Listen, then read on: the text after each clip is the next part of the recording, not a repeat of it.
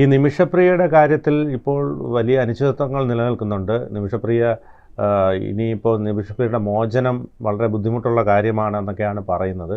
എന്താണ് അതിൻ്റെ ഏറ്റവും പുതിയ വിവരങ്ങൾ? അതായത് കഴിഞ്ഞ ദിവസം ഈ ഗ്ലോബൽ പീസ് ഇനീഷ്യേറ്റീവ്, അതായത് അങ്ങനെ ഒരു സംഘടനയുടെ സ്ഥാപകനായിട്ടുള്ള ഡോക്ടർ പോൾ കഴിഞ്ഞ ദിവസം ഈ എക്സ് സോഷ്യൽ മീഡിയ പ്ലാറ്റ്ഫോമായ എക്സിലൂടെ ഒരു വീഡിയോ ഇട്ടിട്ടുണ്ടായിരുന്നു. അതായത് യമനിലെ സനയിൽ നിന്നാണ് അദ്ദേഹം ആ വീഡിയോ ഇടുന്നത്. അതിൽ അദ്ദേഹം പറയുന്നത് നിമിഷപ്രിയയുടെ മോചനം ഉടൻ ഉണ്ടാകും, അതിനുവേണ്ട എല്ലാ കാര്യങ്ങളും ചെയ്തിട്ടുണ്ട്. നിമിഷപ്രിയയുടെ അമ്മയ്ക്കും, അതായത് ഈ മോചനത്തിന് വേണ്ടി സഹകരിച്ച എല്ലാവർക്കും നന്ദി എന്ന് പറഞ്ഞുകൊണ്ടാണ് ഡോക്ടർ പോൾ അങ്ങനെ ഒരു വീഡിയോ ഇട്ടത്. അപ്പോൾ ഡോക്ടർ പോളിൻ്റെ വീഡിയോ വലിയ പ്രാധാന്യത്തോടു കൂടി ഇന്ത്യയിലും കേരളത്തിലുമൊക്കെ ചർച്ച ചെയ്യപ്പെട്ടു. ആ വീഡിയോയുടെ ഭാഗമായിട്ട് നിമിഷപ്രിയയുടെ മോചനം ഉടൻ ഉണ്ടാകും എന്ന പ്രതീക്ഷയിലാണ് അവരുടെ കേരളത്തിലുള്ള കുടുംബവും ഒക്കെ നിന്നിരുന്നത്. പക്ഷേ യമനിൽ കഴിഞ്ഞ ഒരു വർഷത്തിലധികമായിട്ട് യമനിൽ നിൽക്കുന്ന, നിമിഷപ്രിയയുടെ മോചനത്തിന് വേണ്ടി മാത്രം അവിടെ താമസിച്ച് നിൽക്കുന്ന അവരുടെ അമ്മ പ്രസന്നകുമാരി ഇങ്ങനെ ഒരു സംഭവമേ ഇല്ല എന്ന് പറഞ്ഞ് അവരത് നിഷേധിക്കുകയും ചെയ്തിരുന്നു.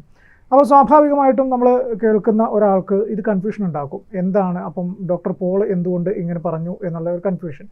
ഈ വാർത്ത വന്ന് ഇത് വലിയ ചർച്ചയായതിൻ്റെ തൊട്ടു പിന്നാലെ തലാലിൻ്റെ സഹോദരൻ ഫേസ്ബുക്കിലൂടെ ഒരു വീഡിയോ, അദ്ദേഹത്തിൻ്റെ ഒരു പോസ്റ്റ് പുറത്തു വരികയാണ്. അതായത് അതിനകത്ത് അദ്ദേഹം പറഞ്ഞത് നിമിഷപ്രിയയുടെ മോചനമല്ല, നിമിഷപ്രിയയുടെ വധശിക്ഷയാണ് ഉടൻ നടക്കാൻ പോകുന്നത്. ഞങ്ങളുടെ കുടുംബത്തിന് അതാണ് വേണ്ടത്, അല്ലാതെ നിമിഷപ്രിയയുടെ മോചനം സാധ്യമാകുന്ന യാതൊരു വിധത്തിലുള്ള ഇടപെടലുകളും ഉണ്ടായിട്ടില്ല, ഞങ്ങളുമായിട്ട് ആരും ചർച്ച നടത്തിയിട്ടില്ല. അപ്പോൾ ഈ കാന്തപുരം പറയുന്നതോ? കാന്തപുരം ചർച്ച നടത്തിയത് ഈ ഹൂത്തികളുമായിട്ടാണ്.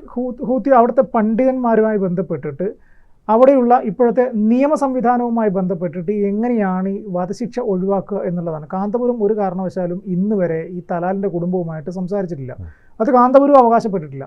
അപ്പോൾ സ്വാഭാവികമായിട്ടും ഈ അന്നത്തെ ദിവസം ഈ ഹൂത്തികളുമായിട്ട് സംസാരിച്ച് അവിടുത്തെ നിയമ വ്യവസ്ഥിതിയുമായിട്ട് ഈ അടുത്ത് ഇടപഴകി സംസാരിക്കാൻ സാധിക്കുന്ന അവിടുത്തെ സൂഫി പണ്ഡിതനുമായിട്ടാണ് കാന്തപുരം സംസാരിച്ചത്. അതിനുശേഷം നടന്ന മീറ്റിങ്ങും കാര്യങ്ങളൊക്കെ ഉണ്ടായതിന് പിന്നാലെയാണ് ജൂൺ 16-ാം തീയതി നടത്താനിരുന്ന വധശിക്ഷ നീട്ടിവെച്ചു എന്നുള്ളൊരു വാർത്ത, മരവിപ്പിച്ചു എന്നുള്ളൊരു വാർത്ത വന്നിരുന്നു.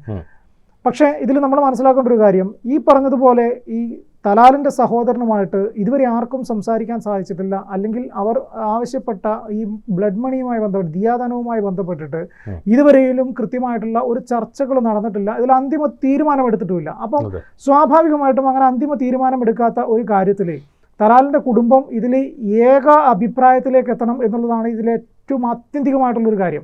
അതായത് തലാലിൻ്റെ കുടുംബത്തിൽ ഈ സഹോദരൻ മാത്രമല്ല, അവരുടെ ബാക്കിയുള്ള ബന്ധുക്കളും എല്ലാവരും കൂടി ചേർന്ന് ഒരു ഏക അഭിപ്രായത്തിൽ എത്തിയെങ്കിൽ മാത്രമേ ഇവർക്ക് എഴുതി ഒപ്പിട്ടിട്ട് കോടതിയിൽ കൊടുക്കാൻ പറ്റും, ഞങ്ങൾക്ക് ദിയാദനം തന്ന് ഞങ്ങൾ ഈ കേസ് പിൻവലിക്കാൻ തയ്യാറാണ് എന്ന് പറഞ്ഞിട്ട്. പക്ഷേ തലാലിൻ്റെ സഹോദരനുമായിട്ട് ഇവർ ചില ആളുകൾ സംസാരിച്ചിട്ടുണ്ട്. അപ്പോഴും ഒരു പ്രശ്നമുണ്ട്, തലാലിൻ്റെ സഹോദരൻ എത്ര എമൗണ്ട് എങ്ങനെ എന്നതിനെക്കുറിച്ചുള്ള യാതൊരു വിധത്തിലുള്ള ഇടപെടലുകളോ സംസാരങ്ങളോ നടന്നിട്ടില്ല. ഒഴിവാക്കി കൊടുക്കണം എന്ന രീതിയിൽ സംസാരിച്ചിട്ടുണ്ട്, പറ്റില്ല എന്ന് അവരും പറഞ്ഞിട്ടുണ്ട്.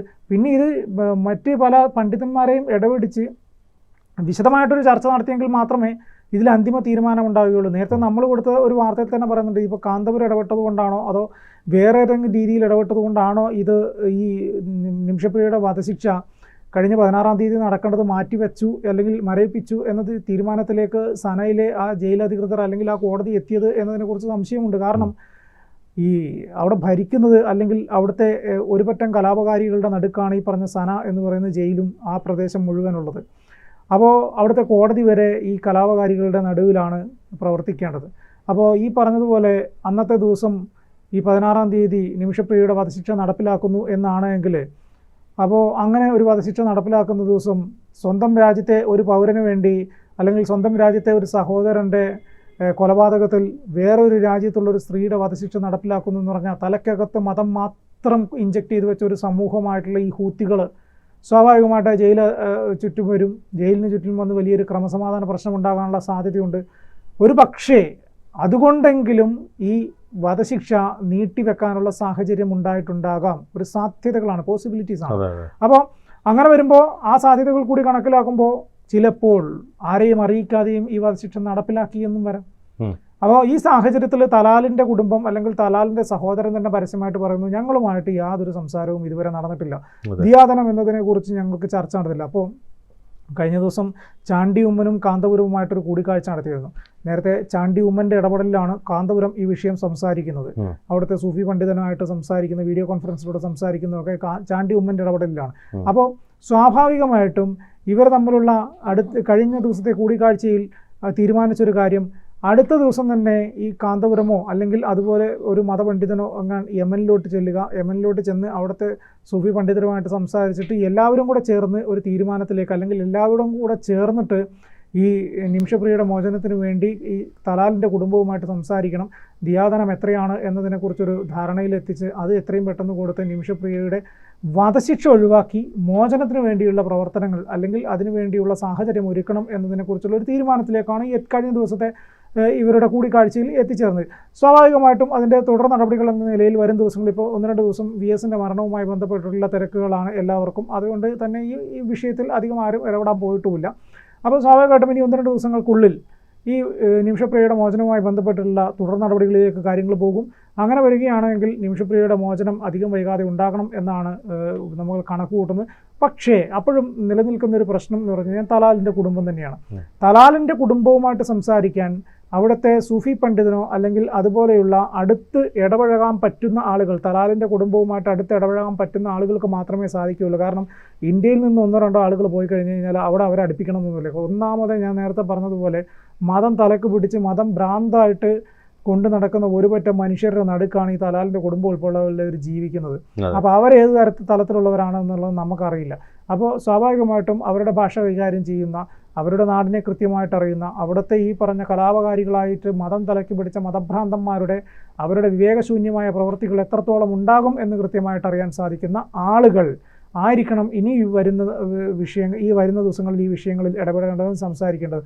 2015 തലാലും ഒന്നിച്ചിട്ട് ഒരു ക്ലിനിക്ക് ഈ പറഞ്ഞ യമനിൽ നിമിഷപ്രിയ ആരംഭിക്കുന്നത്. ഒരു സുഹൃത്തും ഒരു പെൺ സുഹൃത്തും ഈ തലാലുമൊക്കെ ചേർന്നിട്ടാണ്, തലാൽ സ്പോൺസറായിട്ടാണ് ഈ ക്ലിനിക്ക് ആരംഭിക്കുന്നത്. പക്ഷേ പിന്നീട് തലാലിൻ്റെ മാനസികവും ശാരീരികവുമായ പീഡനം സഹിക്കവയ്യാതെ വന്ന ഘട്ടത്തിലാണ് 2017 ഈ പറഞ്ഞ തലാലിൻ്റെ കൊലപാതകം നടക്കുന്നത്. 2017 തലാലിൻ്റെ കൊലപാതകം നടന്നതിന് അടുത്ത ദിവസം തന്നെ ഈ പറഞ്ഞ നിമിഷപ്രിയയും മറ്റേ ആ കൂട്ടുകാരിയും ജയിലിലാവുന്നു. പിന്നീട് 2020 ഇവരുടെ വധശിക്ഷ വിധിക്കുന്നത്. 2020 വിധിച്ച വധശിക്ഷ പിന്നീട് മേൽക്കോടതിയൊക്കെ പോയി അത് വധശിക്ഷ ശരിവെച്ച് പിന്നീടാണ് ഇപ്പോൾ ഈ പറഞ്ഞ ജൂൺ 16, 2025 ജൂൺ 16 ഈ വധശിക്ഷ നടപ്പിലാക്കാൻ ഒരു തീരുമാനമെടുക്കുന്നത്. 2025 ജൂൺ 16 നടക്കാൻ പോകുന്ന വധശിക്ഷ ജൂൺ 10 കൂടിയാണ് കേരളം വളരെ സജീവമായിട്ട് ഈ വധശിക്ഷയിൽ നിന്ന് അവരെ മോചിപ്പിച്ച് കൊണ്ടുവരണം എന്ന ഒരു തീരുമാനത്തിലേക്ക് എത്തുന്നതും അതിൻ്റെ എത്രയും പെട്ടെന്ന് എന്ന രീതിയിലുള്ള നടപടികളിലേക്ക് കാര്യങ്ങൾ കൊണ്ടുപോകുന്നു.